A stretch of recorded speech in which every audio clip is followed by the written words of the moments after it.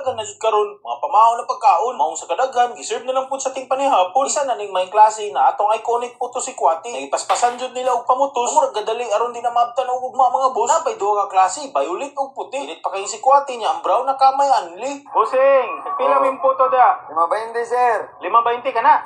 Oh, puti og dapol. Uy, nice. Ang sikwati tag 5 take out. 5 ang take out. Ang dine in di ay. Tag G's. Ah, nice. So namoy take out nga silupin. Nya katong mga kuan kamay na to, tagpila. Librera. Unlimited. Oh. Oh, grabe ka nice oy. Unsa di mo oras mag-abli diri ug magsirado? Dere mag-display mi dere 4 p.m. to 6 a.m. Ah, so alas 4 sa hapon na to alas 6 sa buntag. Oh. Kada adlaw mo diri?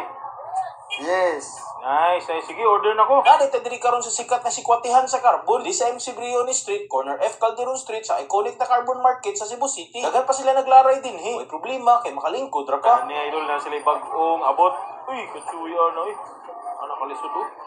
Bagong abot na puto. Puti, pila di? Nice. Dapol di puti. Pila ate. Oh, idol naman ito na no. Oh, grabe init pa uy. Sa